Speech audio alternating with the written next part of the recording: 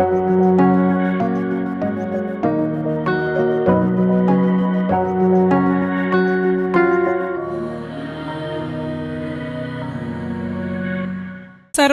ദൈവത്തിനും അവിടുത്തെ തിരുക്കുമാരനും പരിശുദ്ധ അമ്മയ്ക്കും 1000 നന്ദി പറഞ്ഞുകൊണ്ട് ഈ പുണ്യഭൂമിയിൽ അവർ ഈശോ നൽകിയ അനുഗ്രഹങ്ങൾക്ക് വേണ്ടി സാക്ഷ്യം പറയാനായി അവസരം തന്നതിന് ഞാൻ 1000 നന്ദി പറയുന്നു. എൻ്റെ പേര് ഏഞ്ചൽ താര ആൻറ്റോ. ഞാൻ വരുന്നത് ഇരിഞ്ഞാലക്കുട രൂപതയിലെ സെയിൻറ്റ് ജോസഫ്സ് ഫൊറൈൻ ചർച്ച് കൊടകരയിൽ നിന്നാണ്. 2024 മെയ് 16 തീയതിയാണ് ഞാൻ ഉടമ്പടി എടുക്കാനായി വരുന്നത്.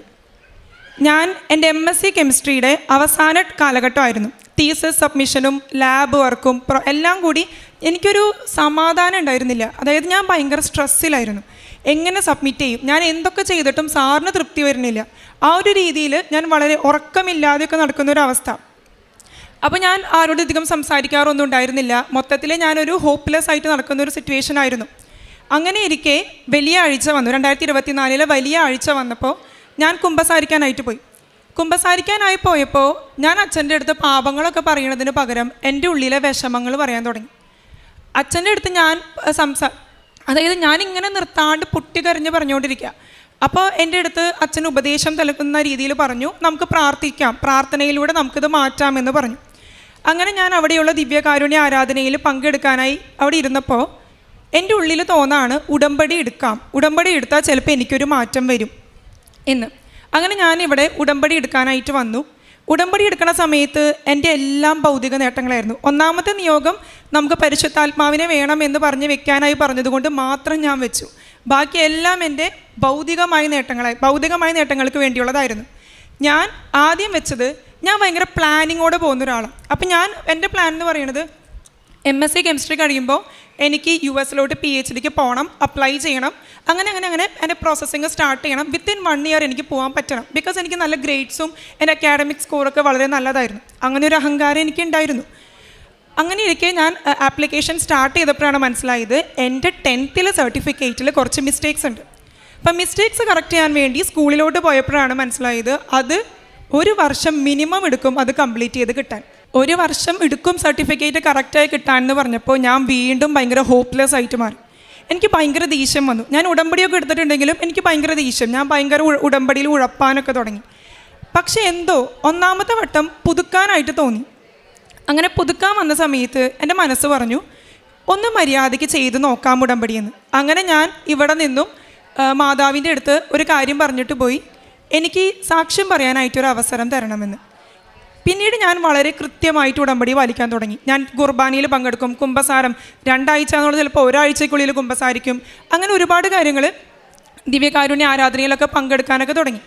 പിന്നെ കൂടെ ഞാൻ കരയാൻ തുടങ്ങി. അതായത് വിശുദ്ധ കുർബാനയിൽ പ്രധാനപ്പെട്ട ഭാഗങ്ങൾ വരുമ്പോൾ ഞാൻ കരയാൻ തുടങ്ങും, ദിവ്യകാരുണ്യ ആരാധനയിൽ കരയാൻ തുടങ്ങുന്നു, ഉടമ്പടി ധ്യാനങ്ങൾ കേട്ടിട്ട് ഞാൻ കരയാൻ തുടങ്ങുന്നു. അങ്ങനെ ഒത്തിരി എപ്പോഴും ഞാനിങ്ങനെ ഈശോൻ്റെ അടുത്ത് വരുമ്പോൾ ഞാൻ കരയും, ഈശോനെ സ്വീകരിക്കാൻ വരുമ്പോൾ ഞാൻ കരയാനായിട്ട് തുടങ്ങുന്നു.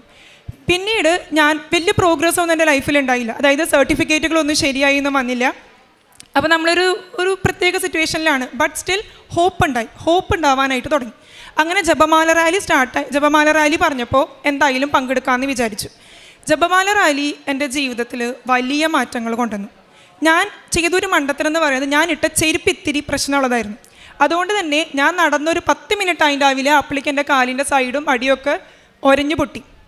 നടക്കാനായിട്ട് എനിക്ക് ഭയങ്കര ബുദ്ധിമുട്ടായി. അങ്ങനെ ഇരിക്കെ എനിക്ക് പെട്ടെന്ന് തോന്നാണ്, ഇതൊക്കെ എന്ത് വിഷമം, എൻ്റെ ഈശോ ഇത്രയും അടി കിട്ടിയിട്ടാണ്, അതും കുരിശൻ താങ്ങിയിട്ടാണ് ഗാഗുൽത്താമല കയറിയത്. അങ്ങനെ വെച്ച് നോക്കുമ്പോൾ ഇതൊക്കെ എന്ത് വിഷമം എന്ന് ഞാൻ വിചാരിച്ച് ഞാൻ അങ്ങോട്ട് നടന്നു. ഒരു കാര്യം ഉറപ്പിച്ച് പറഞ്ഞു, പള്ളി എത്താണ്ട് ഞാൻ ഇരിക്കില്ല എന്ന്. അങ്ങനെ നോൺ സ്റ്റോപ്പായിട്ട് ഞാൻ ആ വേദനയിൽ നടന്നു. പക്ഷേ ജപമാല റാലിയിൽ ഞാൻ എൻ്റെ ഒരു നിയോഗവും വെച്ചില്ല. എനിക്ക് കംപ്ലീറ്റ് ചെയ്യണം, അത്രയേ ഉള്ളൂ. ജപമാല റാലി കംപ്ലീറ്റ് ചെയ്യണം. അപ്പോൾ ഇതിനു മുന്നേ ഞാൻ എൻ്റെ ആധാറും പാസ്പോർട്ടും എൻ്റെ ഡ്രൈവിംഗ് ലൈസൻസ് എല്ലാം ഞാൻ കറക്ഷന് കൊടുത്തിട്ടുണ്ടായിരുന്നു.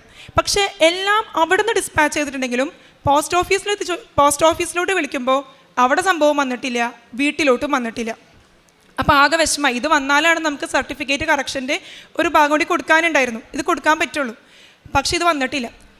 അങ്ങനെ ജപമാല റാലിക്ക് നിയോഗമൊന്നും വെക്കാതെയാണ് പോയെങ്കിലും വീട്ടിലെത്തിക്കഴിഞ്ഞപ്പോൾ പപ്പ എന്നെ വിളിച്ചിട്ട് പറയാണ്, ഈ പറയുന്ന ആധാറും ഡ്രൈവിംഗ് ലൈസൻസും പാസ്പോർട്ടും വീട്ടിലോട്ട് എത്തിയിട്ടുണ്ടെന്ന്. എനിക്കത് ഭയങ്കര അത്ഭുതമായി. കാരണം ഞാനത് ചോദിച്ചില്ല, ഞാനത് തരാൻ പറഞ്ഞൊന്നും ചോദിച്ചൊന്നുമില്ല. പക്ഷെ എനിക്കത് തന്നു. അങ്ങനെ ഞങ്ങളത് സബ്മിറ്റ് ചെയ്തു സർട്ടിഫിക്കറ്റ് കറക്ഷന് വേണ്ടി. വീണ്ടും ഇങ്ങനെ പോകുന്നു. ഞാൻ വീണ്ടും കൂടുതൽ ഈശോയിലേക്ക് അടുക്കാനായിട്ട് തുടങ്ങി. കാരണം ബൈബിൾ വായന എന്നെ ഒരുപാട് മാറ്റി. ഞാൻ ബൈബിളിൽ എന്താ പറയുക, കേട്ടിട്ട് മാത്രമുള്ള പുസ്തകങ്ങളെ വായിക്കാൻ തുടങ്ങിയപ്പോഴാണ് ബൈബിളിലും നമ്മളുടെ ജീവിതത്തിനോട് സെയിം ആയിട്ട് വരുന്ന രീതിയിലുള്ള കഥകളുണ്ടെന്ന് എനിക്ക് മനസ്സിലായത്. അങ്ങനെ ഞാൻ ബൈബിൾ നല്ലപോലെ വായിക്കാൻ തുടങ്ങി. ബൈബിൾ ക്ലാസ്സുകൾ കേൾക്കാനായിട്ട് തുടങ്ങി. അതായത് ഞാൻ കുറേ പേരോട് പറയാനും തുടങ്ങി, ബൈബിൾ വായിക്കുമ്പോൾ നല്ലതാണ്. പിന്നെ എനിക്ക് പെട്ടെന്ന് തോന്നും, ഇന്ന പുസ്തകം വായിക്കി, അപ്പം ഞാൻ അത് പോയി വായിക്കും. അപ്പോൾ അതുമായിട്ട് ബന്ധപ്പെട്ട ആരെങ്കിലും എൻ്റെ ഒരു വിഷമം പറഞ്ഞ് വിളിക്കുമ്പോൾ ഞാൻ പറയും, നിങ്ങൾ ഈ പുസ്തകം വായിക്കി, നിങ്ങൾക്കത് കറക്റ്റായിട്ട് നിങ്ങൾക്കത് മനസ്സിലാവും എന്ന് പറഞ്ഞ് ഞാൻ അങ്ങനെ പറഞ്ഞു കൊടുക്കാറുണ്ടായിരുന്നു. അങ്ങനെ ഇരിക്കെ പള്ളിയിൽ നിന്ന് ഞാൻ ഒരു ദിവസം അപ്പോൾ എല്ലാ ദിവസവും ഞാൻ പള്ളിയിൽ പോകുന്നത് കൊണ്ട് പള്ളിയിൽ നിന്ന് ഞാൻ വീട്ടിലോട്ട് വരികയാണ്. വീട്ടിലോട്ട് വന്നു കഴിയുമ്പോൾ എൻ്റെ അനിയൻ, അവൻ എന്നെ പോലെ തന്നെ ഭയങ്കര ദേഷ്യത്തിലാണ് നിൽക്കുന്നത്. എൻ്റെ അടുത്ത് ദേഷ്യത്തിൽ എന്നെ തിന്നുന്ന അവസ്ഥയിൽ എന്നെ ചോദിച്ചിട്ട് പറയാണ്, നീ എന്തിനാ പള്ളിയിൽ പോണേ, നീ എന്തിനാ ഇപ്പോൾ പ്രാർത്ഥിക്കാൻ പോണേ, നമുക്ക് എന്തെങ്കിലും നടന്നാ, അങ്ങനെ ഒരു രീതിയിൽ എന്നോട് ചോദിച്ചു.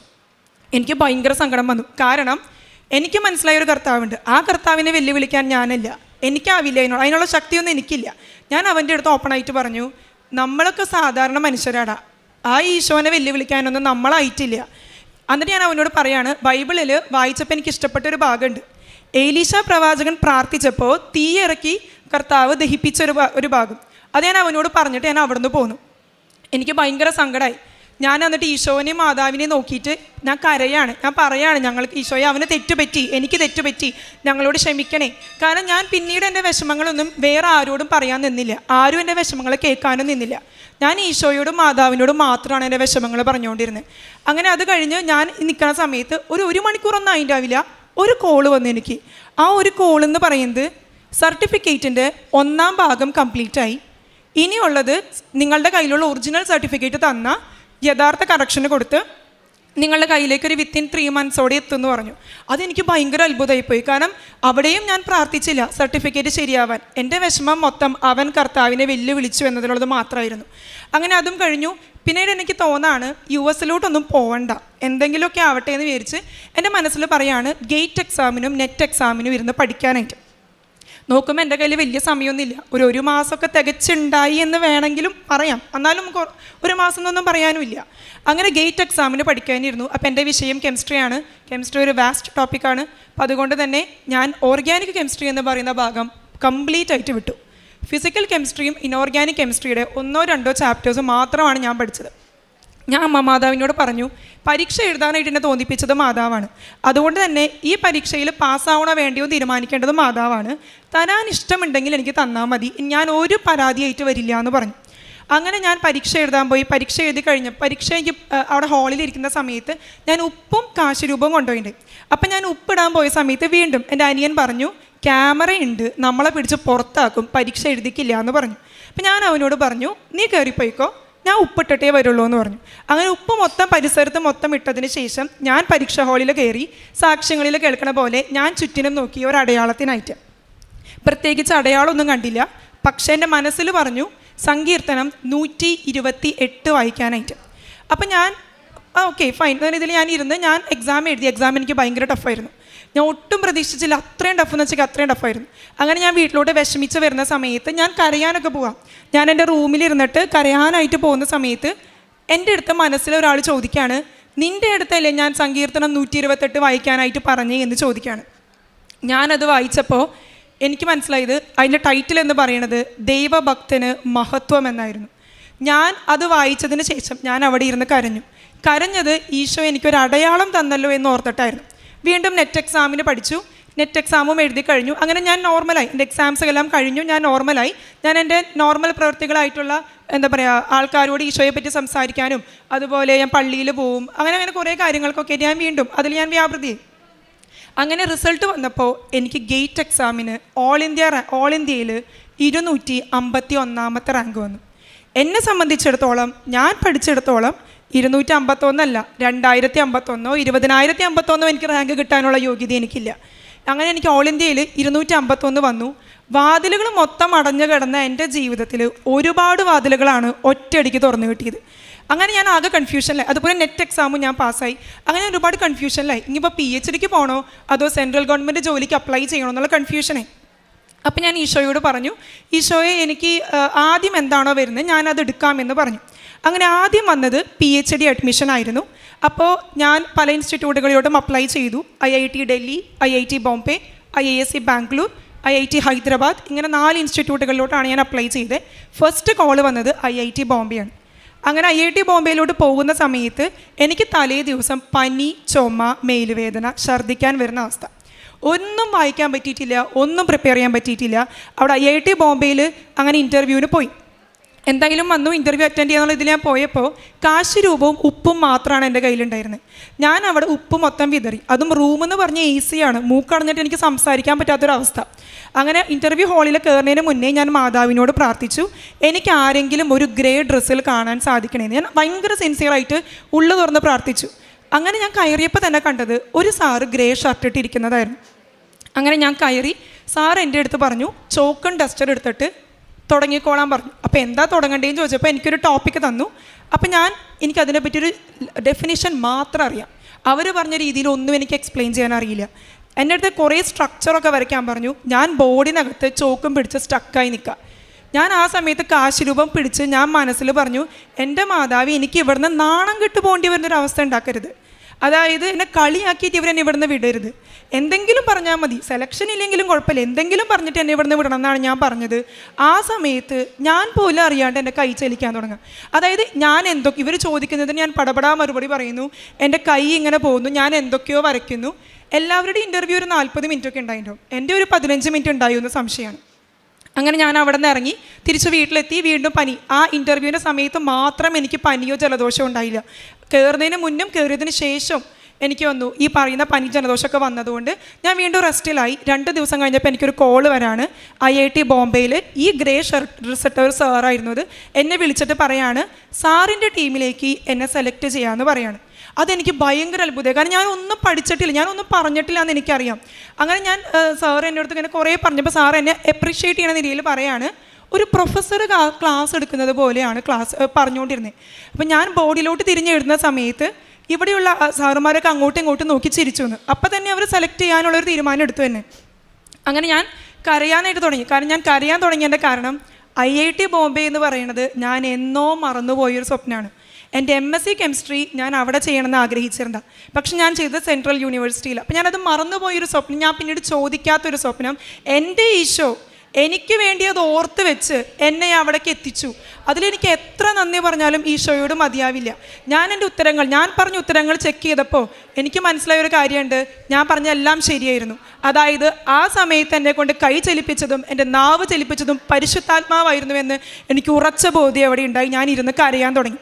ഞാൻ കരഞ്ഞത് എൻ്റെ ഒരു ഭൗതിക നേട്ടങ്ങൾക്കുമല്ല, ഞാൻ ചോദിക്കുമ്പോൾ എൻ്റെ കർത്താവ് എനിക്ക് മറുപടി തരുന്നുണ്ടല്ലോ, എൻ്റെ കർത്താവിൻ്റെ കൂടെ ഉണ്ടല്ലോ, എനിക്ക് എൻ്റെ ഈശോ മാത്രമേ ഉള്ളൂ എന്ന് എന്നെ ബോധ്യപ്പെടുത്തി തന്ന ഒരുപാട് നിമിഷങ്ങളായിരുന്നു അത്.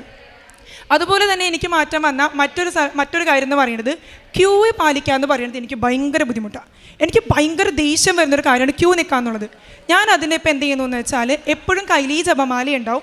ജപമാല കയ്യിൽ വെച്ചിട്ട് ഞാൻ എന്ത് ചെയ്തു എന്ന് വെച്ചാൽ ഈശോ എന്നും എപ്പോഴും നന്മ നിറഞ്ഞ മറിയം മാത്രം ചെല്ലും. ജപമാല കയ്യിൽ വെച്ച് ക്യൂവിൽ ഈ നന്മ നിറഞ്ഞവർ, അത് മനസ്സിലല്ല ചുണ്ടനക്കെയാണ് ഞാൻ ചെല്ലുക. അപ്പോൾ ആരും എന്നോട് സംസാരിക്കാനൊന്നും വരില്ല, ഞാൻ എന്തോ ചെയ്യാമെന്ന് മനസ്സിലായി. അങ്ങനെ എൻ്റെ ഫ്രണ്ട്സ് ഇത് കണ്ടുപിടിച്ചു ഞാൻ കൊന്തെത്തിക്കുകയാണെന്നുള്ള കാര്യം. പിന്നീട് അവരും അത് തുടങ്ങി. ക്യൂവിൽ നിൽക്കുമ്പോൾ അവരും എൻ്റെ പോലെ തന്നെ കൊന്തെത്തിക്കാനായിട്ട് സ്റ്റാർട്ട് ചെയ്തു. പിന്നീട് പറയുന്ന വലിയൊരു അത്ഭുതം എന്ന് പറയുന്നത്, എൻ്റെ വീട്ടിൽ പറമ്പിൽ ഞങ്ങൾ കുറേ വൃക്ഷത്തൈകൾ നട്ടിട്ടുണ്ടായിരുന്നു, കുറേ ഫലവൃക്ഷങ്ങൾ. 1 വർഷം കൊണ്ട് ഉണ്ടാവുമെന്ന് പറഞ്ഞത് 2 വർഷമായി, 3 വർഷമായി, 4 വർഷമായി, ഇതുവരെ കായ്ച്ചിട്ടില്ല. അപ്പം ഞാനും അമ്മയും കൂടി ഈ പറയുന്ന ഉപ്പെടുത്തിട്ട് അവിടെ മൊത്തം ചുറ്റിനും ഇട്ട് പ്രാർത്ഥിച്ചു, ഈ വർഷം എൻ്റെ പറമ്പിലുണ്ടായ റംബൂട്ടാൻ, ചക്ക, മാങ്ങ, അതുപോലെ ഡ്രാഗൺ ഫ്രൂട്ട്, ഇതുവരെയായി കായ്ക്കാത്ത ഡ്രാഗൺ ഫ്രൂട്ട് എല്ലാം ഞങ്ങൾക്ക് വലിയ ഒരു വിളവ് തന്നെ ഞങ്ങൾക്ക് തന്നു. അത് ഭയങ്കരമായൊരു സന്തോഷം. അതായത് കർത്താവ് ഞങ്ങൾക്ക് എല്ലാം തരുന്നുണ്ടല്ലോ, ഞങ്ങൾ ചോദിക്കുമ്പോൾ എല്ലാം തരുന്നുണ്ടല്ലോ എന്നൊരു ഭയങ്കര സന്തോഷം ഞങ്ങൾക്ക് നൽകി. അതുപോലെ തന്നെ വേറെ കുറേ, അതായത് ഈ പറയുന്ന ഭൗതിക നേട്ടങ്ങൾ ഒന്നുമല്ല, എനിക്കുണ്ടായ ഒരു ആത്മീയ നേട്ടമുണ്ട്. അതായത് ഞാൻ എന്നും പള്ളിയിൽ പോകുന്ന ഒരാളല്ലായിരുന്നു. പള്ളിയിൽ പോയാലും പള്ളിയിൽ പ്രാർത്ഥനകൾക്ക് കൂടുന്നല്ലാതെ ഞാൻ അതിൻ്റെ അർത്ഥം മനസ്സിലാക്കിയിരുന്നില്ല. പിന്നീട് വിശുദ്ധ കുർബാനയെ അനലൈസ് ചെയ്യാനായിട്ട് തുടങ്ങിയപ്പോഴാണ് ഞാൻ കരയാനായിട്ട് തുടങ്ങിയത്. ഏറ്റവും വലിയ മാറ്റം വന്നത് വലിയ ആഴ്ചകൾ വന്നപ്പോൾ, ഈ കഴിഞ്ഞ വലിയ ആഴ്ചയിൽ ദുഃഖ വെള്ളിയാഴ്ച പീഡാനുഭവ ചരിത്രം വായിച്ചു. എനിക്ക് കരച്ചിൽ നിർത്താൻ പറ്റണ്ടായിരുന്നില്ല. ഞാൻ ഈശോ കുരിശിൽ തൂങ്ങി മരിച്ചു എന്ന് പറഞ്ഞ ഭാഗം വന്നപ്പോൾ ഞാൻ ഈശോയെ എന്ന് പറഞ്ഞ് അങ്ങോട്ട് കരയാണ്. അതായത് ഞാൻ എൻ്റെ മുന്നിൽ ഈശോ നിന്ന് കരയുന്നതായിട്ട്, ഈശോ കുരിശിൽ കിടക്കുന്നതായിട്ട് ഞാൻ കണ്ട് ഞാൻ നിന്ന് അങ്ങോട്ട് കരയാൻ തുടങ്ങി. അതൊക്കെ എനിക്ക് ആദ്യമായിട്ടുണ്ടാവുന്ന അനുഭവങ്ങളായിരുന്നു. അതുപോലെ തന്നെ ഞാൻ പിന്നീട് കൃപകൾക്ക് മാത്രമേ പ്രാർത്ഥിച്ചിട്ടുള്ളൂ. അതായത് ഞാൻ ജപമാല റാലിക്ക് ശേഷം ഭൗതിക നേട്ടങ്ങൾക്കായി ഒന്നും പ്രാർത്ഥിച്ചില്ല. കൃപ മാത്രം എനിക്ക് തന്നാൽ മതി എൻ്റെ ഈശോ എന്ന് മാത്രം ഞാൻ പ്രാർത്ഥിച്ചിരുന്നുള്ളൂ. ഇപ്പോഴും ഞാൻ അത് തന്നെയാണ് പ്രാർത്ഥിച്ചുകൊണ്ടിരിക്കുന്നത്. പിന്നീട് ഞാൻ ചെയ്ത പ്രേക്ഷിത പ്രവർത്തനങ്ങൾ എന്ന് പറയുന്നത്, ഞാൻ പത്രം കൊടുക്കുമായിരുന്നു. എനിക്ക് നല്ല മടിയായിരുന്നു പത്രം കൊടുക്കാൻ. അതായത് ഞാൻ കൊടുക്കുമ്പോൾ എനിക്ക് ചീത്ത കേൾക്കാറുണ്ടായതുകൊണ്ട് എനിക്ക് പത്രം കൊടുക്കാൻ ഭയങ്കര മടിയായിരുന്നു. എങ്കിലും ഞാൻ പത്രങ്ങൾ കൊണ്ടുപോയി കൊടുത്തിരുന്നു. പക്ഷേ പത്രങ്ങൾ കൊടുത്തതിനേക്കാളും കൂടുതൽ ഞാൻ എൻ്റെ വായ കൊണ്ടായിരിക്കും ആൾക്കാരോട് പറഞ്ഞിട്ടുണ്ടാവുക. എത്ര ആൾക്കാരോട് പറഞ്ഞിട്ടുണ്ടെന്ന് ചോദിച്ചാൽ എനിക്കറിയില്ല. ആൾക്കാർ എൻ്റെ അടുത്ത് വെരി ഗുഡ്, ഗ്രേറ്റ്, എൻ്റെ ഈ ഒരു അച്ചീവ്മെൻറ്റ് പറയുമ്പോൾ ഇങ്ങനെ എനിക്ക് മറുപടി തരുമ്പോൾ ഞാൻ അവരോട് പറയുന്നത് it's not by merit but by grace ആണ്. കാരണം ബോർഡിൽ ചോക്ക് പിടിച്ച് ഒന്നും എഴുതാനായിട്ട് അറിയാതിരുന്ന എൻ്റെ മെറിറ്റ് 0 അവിടെ. അതുപോലെ എക്സാമിന് 2 പാഠം മാത്രം പഠിച്ചു പോയി എന്നെ സംബന്ധിച്ചിടത്തോളം എൻ്റെ മെറിറ്റ് 0 അവിടെ ഗ്രേസ് മാത്രമേ എനിക്ക് അവിടെ ആക്ടിവേറ്റ് ചെയ്തിട്ടുള്ളൂ. അത് എനിക്ക് നല്ല ബോധ്യമുണ്ട്. കാരണം ഞാനാണ് ആ സിറ്റുവേഷനിൽ ഇവിടെ കടന്നു പോയത്. എത്ര നന്ദി പറഞ്ഞാലും എൻ്റെ ഈശോയുടെ അമ്മ മാതാവിനോട് എത്ര നന്ദി പറഞ്ഞാലും എനിക്ക് മതിയാവില്ല. കാരണം കഴിഞ്ഞൊരു വർഷം ഈ ഒരു മാസം ഞാനിരുന്നൊരു അവസ്ഥയിൽ, ഈ ഒരു വർഷത്തിൽ ഞാനിപ്പോൾ ഇരിക്കുന്ന അവസ്ഥയെ വെച്ച് കമ്പയർ ചെയ്യുമ്പോൾ എനിക്ക് വന്ന ഉയർച്ച, എനിക്ക് വന്ന മാറ്റം ഭൗതികമായല്ല, ആത്മീയമായിട്ടുള്ള കാര്യമാണ് ഞാൻ പറയുന്നത്. ഞാൻ ഒരു പിക്നിക്കിനോ പോയില്ല, ഞാൻ പള്ളികളിൽ മാത്രം പോയി. കാരണം എന്നെ കേൾക്കാൻ എൻ്റെ ഈശോ മാത്രമേ ഉള്ളൂ എന്ന് എനിക്ക് ഉറപ്പുണ്ടായിരുന്നു. ഈശോയ്ക്ക് മാത്രമേ എന്നെ മനസ്സിലാവുകയുള്ളൂ. അതുകൊണ്ട് ഞാൻ ഈശോയ്ക്ക് കത്തുകൾ എഴുതാൻ തുടങ്ങി. ഒരു പുസ്തകമൊക്കെ ഉണ്ട് എൻ്റെ കയ്യിൽ, കത്തുകളൊക്കെ എഴുതിയിട്ടുള്ള പുസ്തകം. അങ്ങനെ ഒത്തിരി കാര്യങ്ങൾ എൻ്റെ ഈശോയ്ക്ക് വേണ്ടി ചെയ്യാനായിട്ട് എനിക്ക് പറ്റി. മാത്രമല്ല, ഞാൻ പാലിയേറ്റീവ് കെയറിൽ പോയി അമ്മച്ചിമാരെ കുളിപ്പിക്കായിരുന്നു. ഓർഫണേജുകളിൽ പോയിട്ട് കുട്ടികളെയൊക്കെ സഹായിക്കായിരുന്നു. പിന്നെ സാമ്പത്തികമായി ബുദ്ധിമുട്ടുള്ള കുട്ടികളെ എന്നെക്കൊണ്ട് പറ്റാവുന്ന രീതിയിൽ ഞാൻ സഹായിച്ചു. ഏറ്റവും ഉപരി എനിക്ക് പഠിപ്പിക്കാനായിട്ടൊരു കഴിവുണ്ടെന്ന് എനിക്ക് അറിയാം. ഈശോ എനിക്ക് തന്നിട്ടുണ്ടത്. അതുകൊണ്ട് തന്നെ പരീക്ഷകളിൽ തോറ്റിരുന്ന കുട്ടികളെ പഠിക്കാനായിട്ട് ഞാൻ അവരെ സഹായിക്കാനായിട്ട് തുടങ്ങി. പക്ഷേ എനിക്ക് ഏറ്റവും അത്ഭുതം എന്ന് പറയുന്നത്, ഒരിക്കൽ ഉടമ്പടിയൊക്കെ എടുക്കാൻ വരുന്നതിന് കുറേ നാൾ മുന്നേ ഞാനിവിടെ വന്നിട്ടുണ്ട്.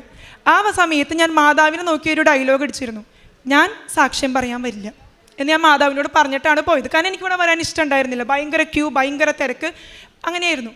പക്ഷേ പിന്നീട് ഉടമ്പടി പുതുക്കി പോയപ്പോൾ ഞാൻ മാതാവിൻ്റെ അടുത്ത് പറഞ്ഞത്, 1/2 മണിക്കൂർ തികയുന്ന ഒരു സാക്ഷ്യം പറയാനായിട്ട് എന്നെ അനുവദിക്കണേ എൻ്റെ മാതാവേ എന്നായിരുന്നു.